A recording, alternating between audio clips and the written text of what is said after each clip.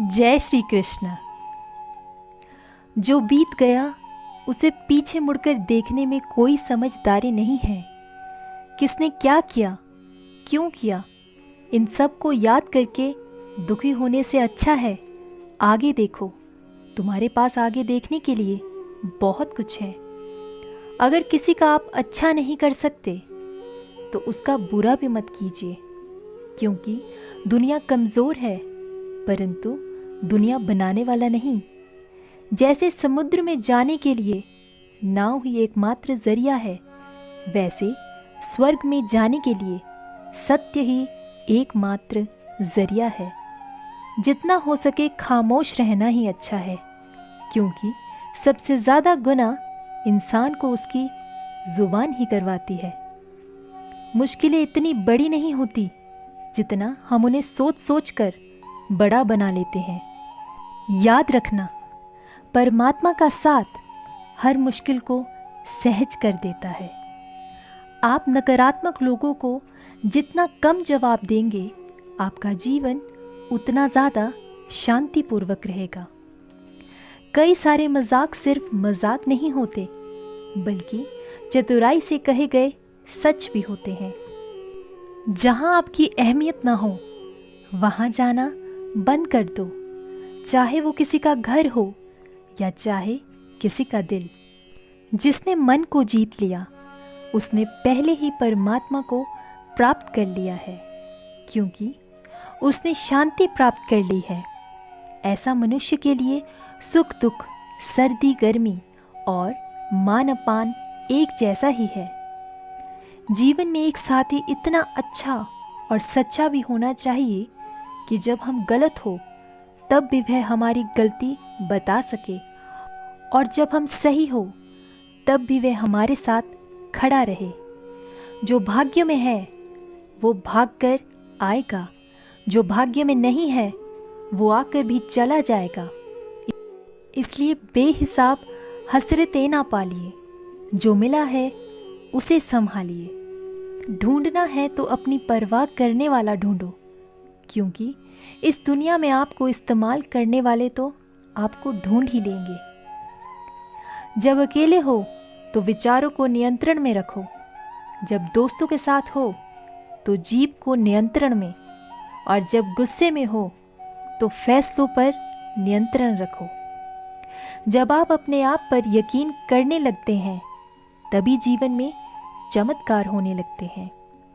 जिस दिन आपको पता चल गया कि आपके विचार कितने शक्तिशाली है, तो उस दिन के बाद आप कभी भी नकारात्मक सोच नहीं रखेंगे। जिस व्यक्ति को आपकी कद्र नहीं, उसके साथ खड़े रहने से अच्छा है आप अकेले रहे।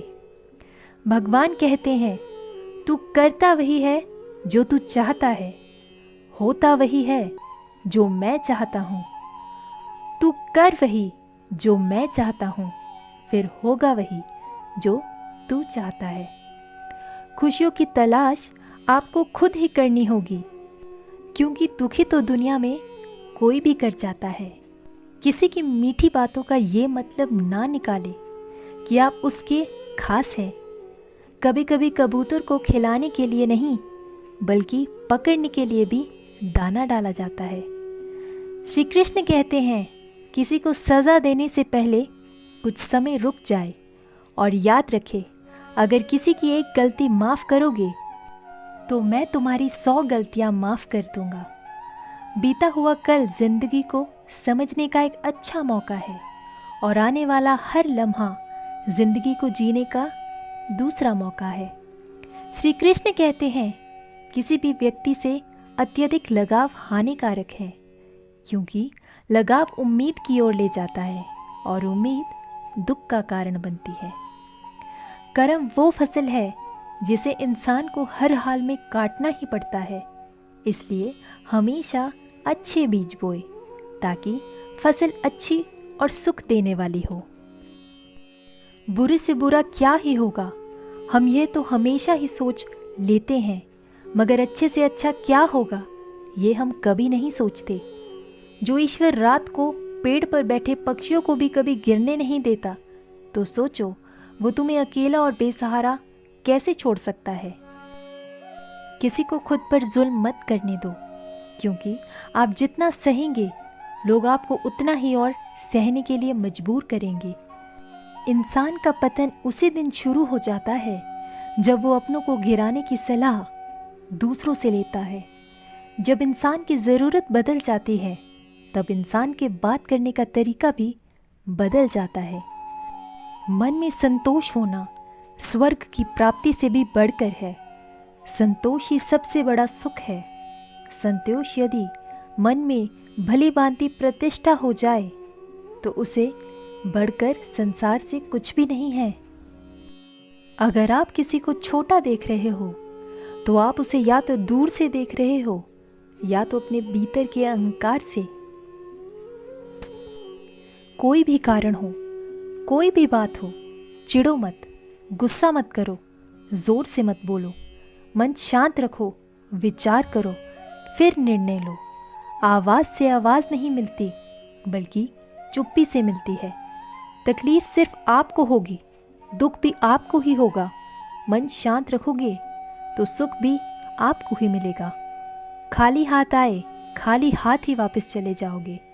आज तुम्हारा है, कल किसी और का था, परसों किसी और का होगा।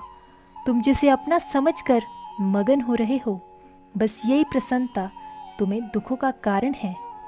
श्री कृष्ण कहते हैं, मैं विधाता होकर भी विधि के विधान को नहीं टाल सकता।